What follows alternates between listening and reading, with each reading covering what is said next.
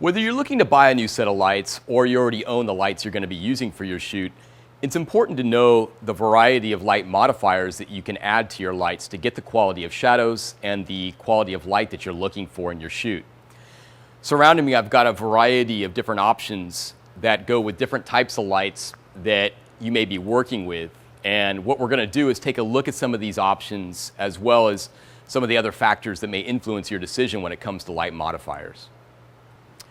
I'm standing here in front of a fairly common option for most lighting kits, and that's this little portable umbrella. I've got two varieties. I've got the white and I've got the silver rigged up here. And what's great about these umbrellas is not only they're portable, but they can give you a variety of different looks quickly and easily with a simple spotlight kit like this one. So in the case of the silver bounce I've got rigged up, you're going to get a more diffused quality of shadow with your when you aim this at something, and rather than get a completely diffused shadow, you're going to get something that's got a little more kick to it, a little bit brighter. So we've got a harsher light source than we'd have if we were to completely diffuse this or completely gel it off with something white or a silk in front of it, or to bounce it off of a white surface like this white umbrella.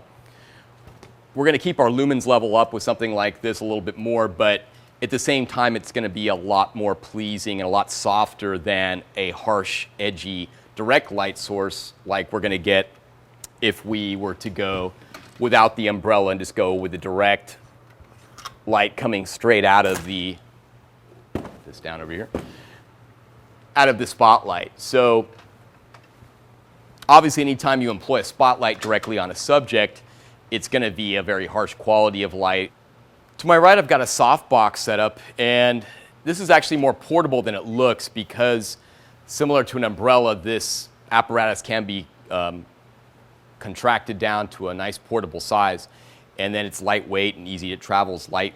But basically, the concept behind directional diffused lighting is to create an intense light source that's softer than a naked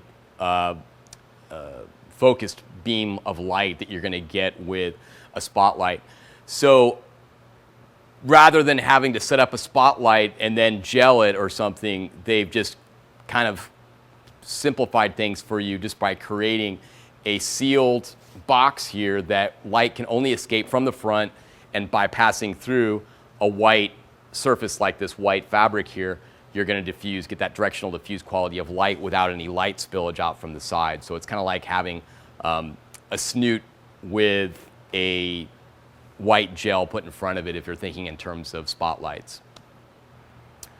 Next up, I've got my little Tota-light here. This is a small, lightweight, portable apparatus that can be put in a lot of different places, and it can also be traveled with quite easily because of its size. The problem with a light like this is that it's very uncontrolled. As you can see, when we turn this on, it's going to spill light everywhere, every direction, every which way, because there's really not a whole lot that's encumbering this light source. It's just kind of throwing light everywhere.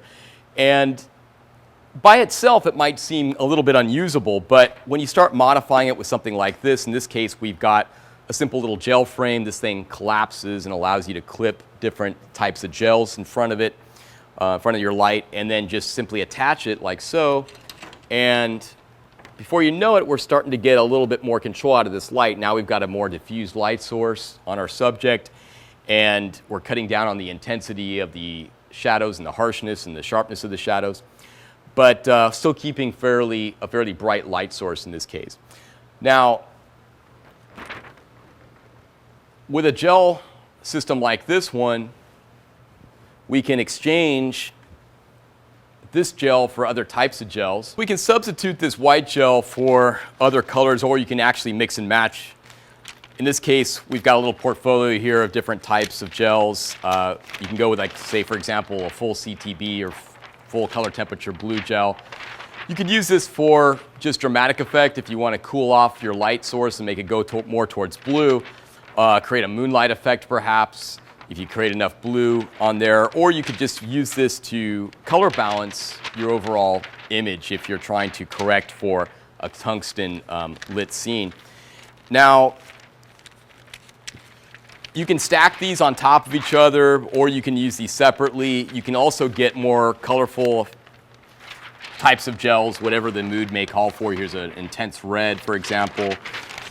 There's ND gels that are short for neutral density. These types of gels, kind of similar to putting window tinting on a window. Basically, it just darkens down the intensity of the light source and allows you to cut, say, for example, a 100-watt light like this, which is fairly intense, down to something a little bit more manageable in a close firing situation. But yeah, just simply throw this on, clip it on, and you're good to go. So you could have a diffusion gel mixed with a blue gel, or just blue by itself, whatever the situation calls for. You've got a variety of choices at your disposal with a gel frame like this one. Now, it should be said you could mount gels directly onto the light, and some people do that. The problem is you're probably going to ruin the gel. You're probably going to melt it at some point, burn it, and also you may burn your fingers if you start to touch the metal that's right up against the light. So having something that just offsets a bit from the light itself to clip these onto is a good portable solution for adding color temperature, or just color to your light, whatever the light source may be. If it's directional, if it's diffused, you can add color to just about any type of light that you can throw at a subject. Now, you can also use something like white foam core to do something similar, but basically what we're doing here with this reflector is that we're bouncing light from a directional light source like this spotlight over here, and then that bounce light is going to go to our subject. So by using a larger bounce area than an umbrella, say, for example, we're able to bounce light to a larger area of, or a larger subject than we would be able to with just a small little umbrella. So we're going to get more diffused light going to a larger subject with something like this. Now, we're also probably going to get, depending on how far away from the light it is, we're probably going to get a less intense source of light. But depending on how strong or how intense your beam of light is, you should be able to get enough bounce onto your subject to create a nice soft fill. And if you're outdoors, this, as long as there's not too much wind, it doesn't fly away from you, this can be a great way to bounce sunlight onto your subject as well, to fill in those harsh shadows created by sunlight. This particular model allows for some added variety in that it's got a backside to it that can be used with in this case, a gold reflection, but you can also have silver as well. For a more intense bounce light that in this case has a little bit of color added to it, a little bit of warming. If you unzip this master cover, underneath you have a white silk that light can pass through. So you can use that to diffuse bright sunlight, or perhaps just a bright light source by putting that diffusion in front of the light. You can use it as a diffuser as well. So it's pretty versatile, and it all folds up into a nice, neat, compact little circle, similar to those sun reflectors that you might have seen for your car to keep the heat out of your car. With a tube light source like this one, there are usually less modifiers available to you because it's not a focusable light source. Light tends to spill everywhere. But in this case, it comes with a couple barn doors, top and bottom, so light can be directed and focused a little bit. On top of that, you can also get a apparatus like this one, which attaches to the front and allows the light to go in a more forward direction and prevents spillage to the sides. It really doesn't cut down on the intensity of the light so much. It just prevents spillage of the light and tries to direct it in a more frontward fashion. Then there's also, in this case, clips built into the kit. So because this is a cool light source, being fluorescent, it's not going to overheat. We can attach gels very close to the light source itself without the gels melting or causing any burnage problems. So another option there for modification, and another advantage with this type of light when it comes to making light modifications. You don't need to worry about creating space between your gels and the light itself. And last but not least, a light like this one can be you can sub out the lights and actually have a separate set of lights. So you can actually make a modifier out of the light itself. by employing, in this case, warmer lights to create a more of an orange quality of lighting, a little warmer effect than the standard, and keeping the same intensity by not resorting to gels and cutting down the intensity of the light source. By using actually distinctive light bulbs, you're able to keep the same light intensity while still changing the color and not losing any of the intensity of the light, which with a source like this can be important because it's a fairly dim light source to begin with. So here we're starting without any light modifications. As you can see, the light is a very direct quality to it, and as a result, the shadows are very harsh, very strong, and there's a lot of contrast going on between the highlight and the shadow areas. Now we're bouncing the light off of a white umbrella, and as a result, the lighting is much more even. It's, of course, a lot more toned down in terms of intensity. We have a lot less light intensity now, a lot less lumens going on, but you notice the evenness of the quality here. We don't have those harsh shadows any longer. Here we've got the same umbrella, but now we're pointing the light in the other direction and projecting the light through the umbrella rather than bouncing it off the umbrella. And you can do this with a fabric umbrella like this one with a light sheen to it. So the light is traveling through the white umbrella and becoming dispersed and diffused, much like it would on a cloudy day. So we have shadows once again present on the subject, but much less harsh than we had earlier with the direct light.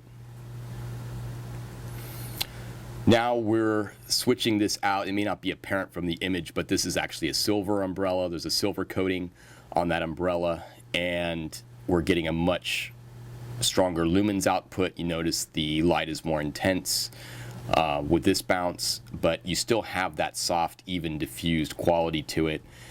There's a little more shadows present in this particular instance, but you notice they're much more subdued than they would be without any bouncing going on. Here we have the Lowel Tota-light, and this is just a small single bright light source that's hitting the subject directly and causing some fairly harsh shadows there on the face. Because of its position, it's a little more front lit, so we're not seeing as strong a shadows as we saw with the spotlight, but it's still very harsh. Now we're simply putting a white gel in front of that and diffusing the light, much like we did when we projected the spotlight through the white umbrella. Only now we're doing it with a slightly different setup, but we're getting very much the same results, which is a diffused shadow, but much stronger than it would be if we bounce this. So we're getting, again, that strong directional diffused lighting, but softer shadows. Now we've simply added a little warming effect by adding a CTO warm gel in front of the diffusion. So we have both the diffusion, the white, and the CTO in front of this light, so we're adding a little warmth to the subject. Now we've replaced the CTO with the CTB, color temperature blue. We've got a blue gel in front of this, and now we're much cooler. Looks almost like a moonlight quality to it. Now we're just trying to demonstrate the flag and what a knockdown can do for you in this situation. So we have something to knock down the light and take it off the subject completely. So in this version, we're seeing what happens with the flag out of the way, and we're lighting the subject directly. Now we can see with the flag in the way, just lighting part of the subject. In this case, the light is just hitting the head, the top of the head, and the hair, and it's kind of gradually fading into the face, but the flag is keeping it, the harsher light, directly off the face.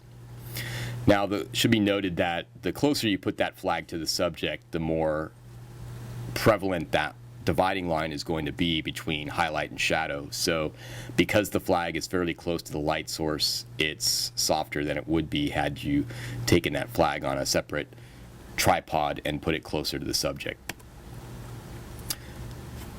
Now here we're bouncing a spotlight off of a reflector, in this case a gold reflection. So this is not too dissimilar to what we did earlier by using the silver umbrella, but now the reflector is obviously much further from the light than it was earlier, and it's on the opposite side of the subject. But you can just see what a nice big reflector can do for you in terms of color. You notice the gold quality of the light hitting the subject on the left side and filling in that side nicely, whereas the light is not aimed at the subject, it's really aimed directly at that reflector, but there is some spillage going on to the subject as well. This is our softbox, so again, not too dissimilar to what we saw when we put the Tota-light through the diffusion gel. In this case, we have a very light silk in front of the box light here, and as a result we're getting that, again, directional diffuse shadows, much softer than we would normally get with just a standard spotlight. Thanks for watching Linco TV. I hope you've enjoyed this video. Linco would like to offer you the use of their studios with all of your lighting equipment needs for all aspiring photographers and models, free of charge. They are located in Santa Fe Springs, California, and for more details, feel free to email them below at the address. See you soon.